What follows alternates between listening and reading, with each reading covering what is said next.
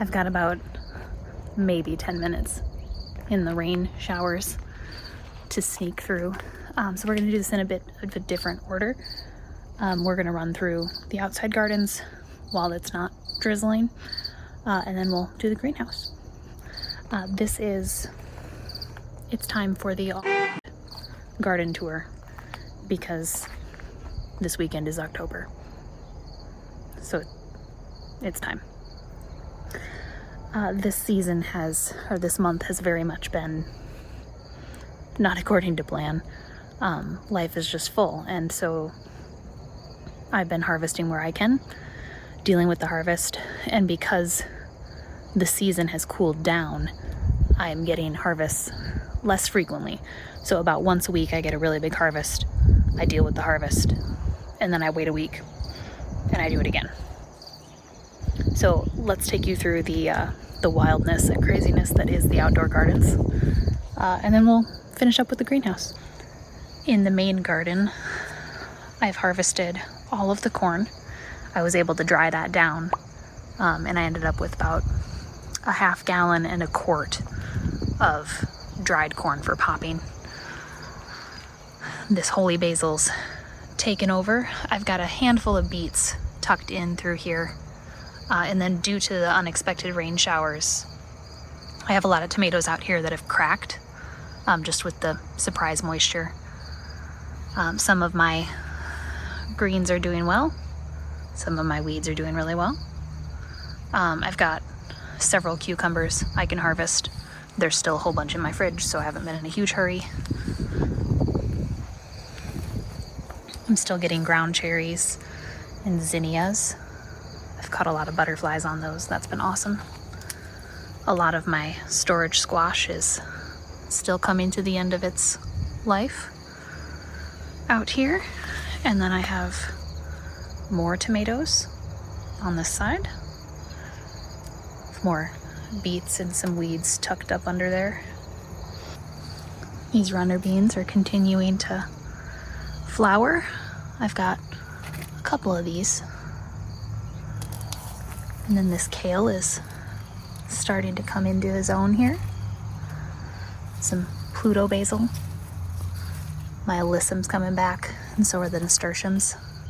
Both alyssum and nasturtiums like the cooler temperatures of spring and fall, so they both petered out a bit in the summer heat.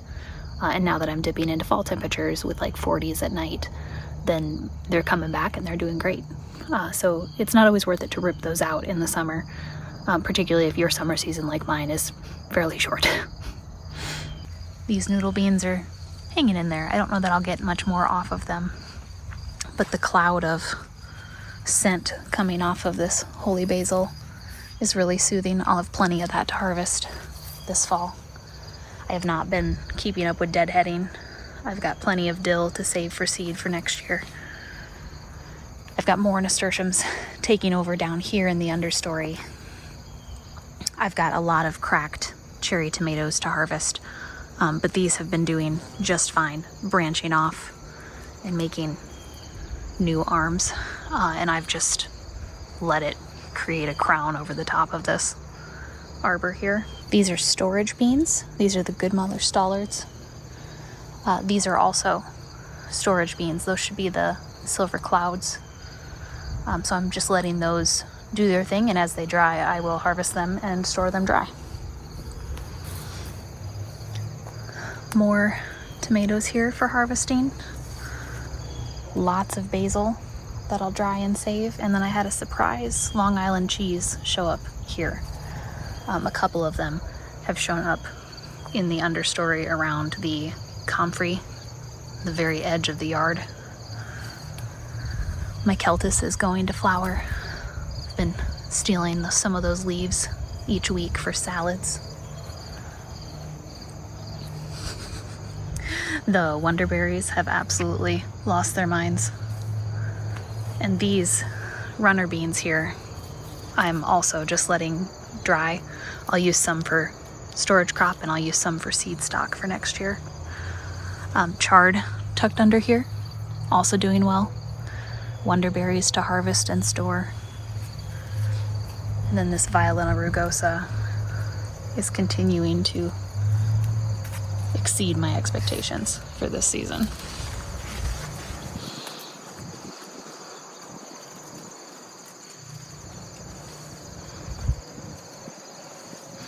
Weeds have absolutely taken over back here, but still plenty of harvest to be getting. I've got 1, 2, 3, 4, 5, 6 of those up here, and then I've found at least 2 more hidden underneath some of these comfrey bushes. So quite a few pumpkins, honestly. And it's been unseasonably rainy, or at least I think it's unseasonable. I don't recall September last year being quite this rainy. Oh my gosh. I think these are my wine caps. I have been glancing back here every couple days, and the weeds have kind of taken over, but I've had a problem with getting consistent moisture in order for the mushroom spawn I put in to develop. But that is not a normal, like, rogue mushroom I would have. And neither is that. Those are the wine caps I put in. I'd kind of written that off as that didn't work. That's neat. And the timing's actually really funny because I totally just started my mushroom tent inside like yesterday, a couple days ago, so I could have winter harvests. Oh, there's more. This front bed is much the same. I've got 2 or 3 strawberries at a time from here, and I'll be using this decomposing straw bale to tuck all of this in for the winter. October is usually the time in my region where I will put the garden to bed. So September through October is heavy harvesting, and it's a lot of, prioritizing what I'm able to get done when. So recently, I've really only had time to harvest and then deal with the harvest, and not a lot of time to do anything else. But some seasons are just like that. The herb circle is having the anise hyssop start to flower again. My garlic chives are finishing up their flowering. And then I've had the chamomile is absolutely done. But there's several things in here still to harvest for the season and then dehydrate. It's neat to see that this coneflower looks so different from this coneflower. And they were started and planted at the same time. I think that's pretty cool. The potato bed is weedy. I've been waiting on the potatoes to dry enough. It also looks like some of the edamame has passed its prime harvest point, which means I'll just save it for seed stock. It's still useful, just not for the intended use initially. And then I've been harvesting the amaranth in manageable portions to dry and deal with at a time. I just don't have the space to dry it out all completely at once. Some of it you can see is drying just fine outside, but with the wet weather, it's kind of questionable.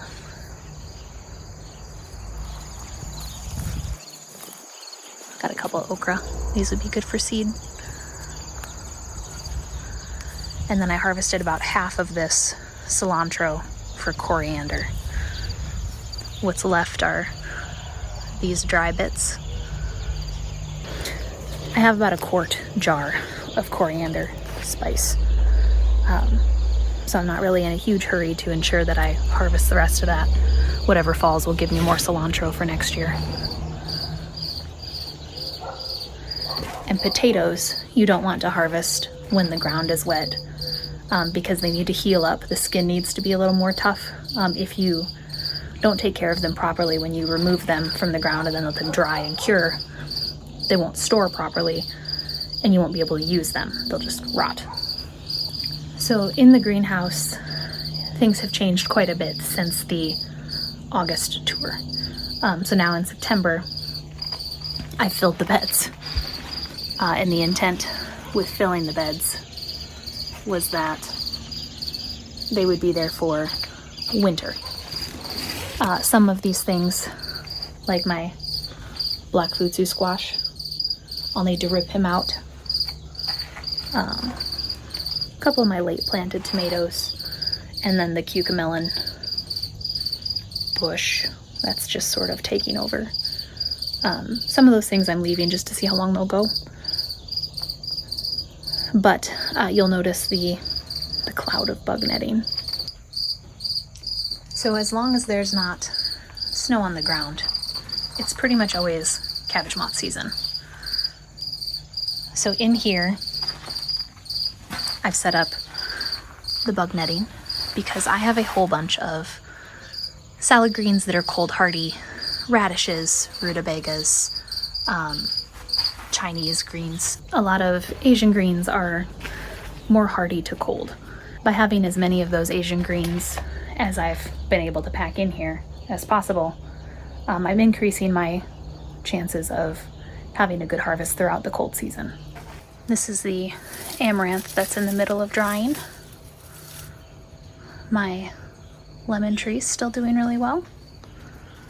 I've got a couple watermelons on my watermelon vine, some more red noodle beans in here. I'll have these for stir fry later. That'll be delicious. And then I've got Chinese greens under here, some Chinese cabbage, that's that beautiful yellow color. I've got some broccolis tucked away back there, some Florence fennel, some, what are you, cabbage, but Coeur de Butte cabbage. So those should have a narrower clumping occurring. I've got Waltham 29 broccolis. I've got purple kohlrabis, white kohlrabis. I tucked a bunch of rutabagas underneath this cucamelon crazy town that's occurring here. But I've had several cute little cucamelons appearing. It's been a nice little snack when I'm walking through. A late planting of my tomato here. Starting to give me some tomatoes. Plenty of basil tucked up underneath here. More basil. These are the yellow tomatoes, the sunrise. And then I have so many radishes tucked up under here. By taking out the tomatoes that were first planted here, I've opened up the space, and everything that was left underneath has pretty much exploded in growth. The purple alyssum is also coming back to life. And in the last garden tour I did, I mentioned how I would be surprised if I got a third harvest out of chives, and I was apparently a little too cynical because I will definitely be getting a third harvest of chives. I've got little yellow heart choy over here tucked in the corner. I've got 2 different types of tatsoi tucked back on this side. And then over here I've got pink mizuna, which is really cold hardy. I've got this squash plant going absolutely insane. Several different kinds of radishes. I picked mostly winter radishes.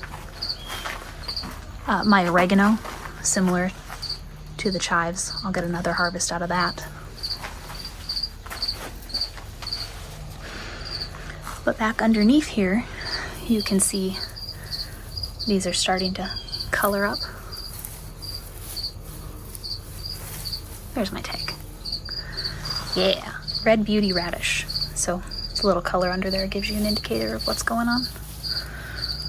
Over here is the arugula and sorrel.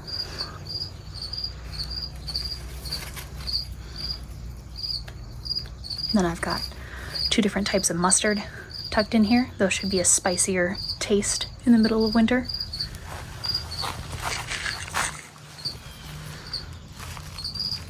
These are my black Spanish radish.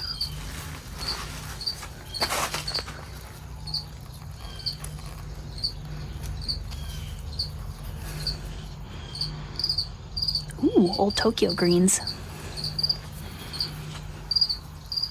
I've got the rosemary still here. And then I think this lone pepper plant hanging out, you'll notice he's starting to flower again. Some of these things I'm leaving in here to see how long I can extend the harvest. It's more of an experiment and knowledge thing for me. The big change is going to be seeing how far I can extend the season for things that are summer-loving crops in the greenhouse, because the greenhouse offers some level of protection, but it is not a guarantee that everything will work out well. All it would take is for the wind to catch these windows just right.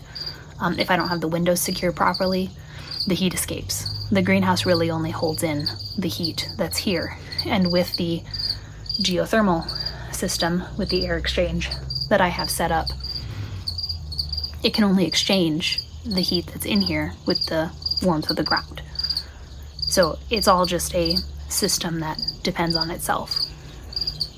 But by leaving a couple of each type of pepper I had in here, seeing how far the squash will go, seeing how far the cucamelons will go, all of those adds to what I learn about using this new space. It's an experiment. Some of this will go really well, and some of it might not.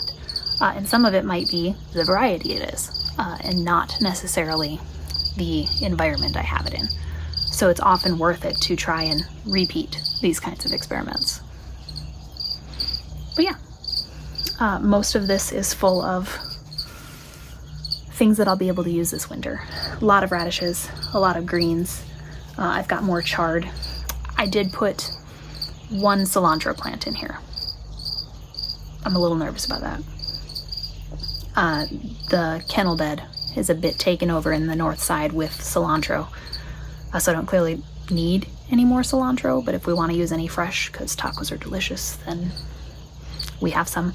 I'll just have to be very careful to rip the cilantro out before it goes to seed.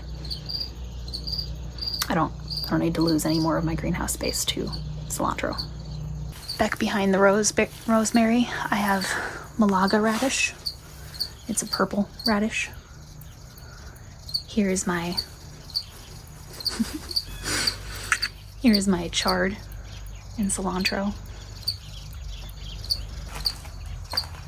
And then I've got two different types of radish here that should be like Easter egg colors.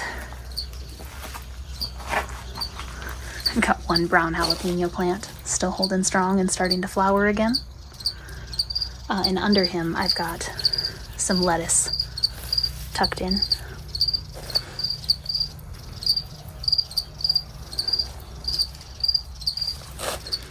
And then I've got purple top turnips here. These are turnip leaves. These are also edible, so you could eat these just for salad if you wanted. And then these should be more lettuce. I believe it's May Queen or Landis Winter. One of those two belongs that way. Some of my jigsaw peppers still going strong.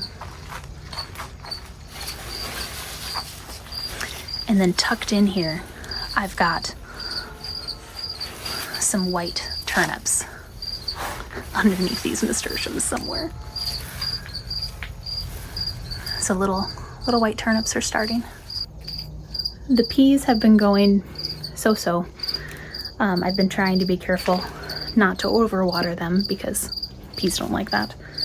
And I think one day I let it get a little bit too far, so some of those are yellow because they got too dry. But I think one or two of those plants is still doing well. Hopefully your September harvest has been going a little more smoothly than mine.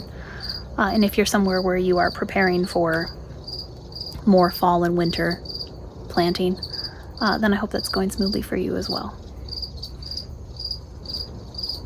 Thanks for coming along with me on the September garden tour. I'll catch you next time.